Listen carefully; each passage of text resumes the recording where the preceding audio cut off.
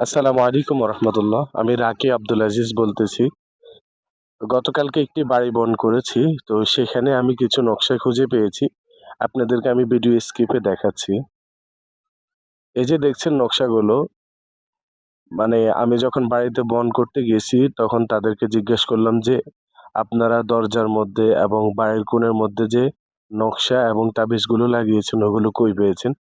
তারা উত্তর দিল যে হুজুর আপনি আসার ১ সপ্তাহ আগে একজন মহিলাকে দিয়ে আমরা বাড়ি বন্ধ করেছি। তো আমি কিছুটা অবাক হলাম। অবাক হয়ে জিজ্ঞেস করলাম, শুধুমাত্র একজন মহিলা দিয়ে বাড়ি বন্ধ করিয়েছেন কিভাবে? বলল যে, "না হুজুর, জিনের মাধ্যমে সে মহিলা বাড়ি বন্ধ করেছে।"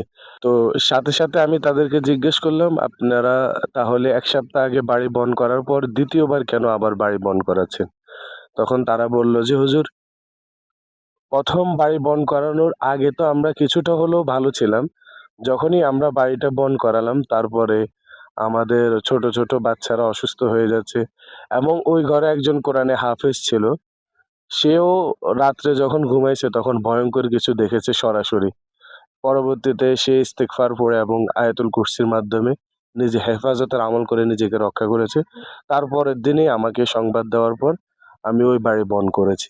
তো এটা বলার মূল কারণ হচ্ছে আমরা আমাদের অজ্ঞতাবশত আমরা আমাদের নিজেদের অজান্তে এমন কিছু মানুষ দিয়ে কিছু কাজ করাই যেগুলোর কারণে মানে আমরা উপকারের বদলে ক্ষতির সম্মুখীন হই।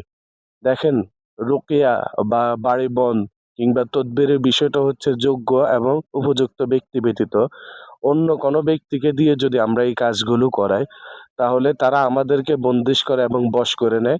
এতে আমাদের উপকারের বিপরীতে আরো ক্ষতি হয়ে থাকে।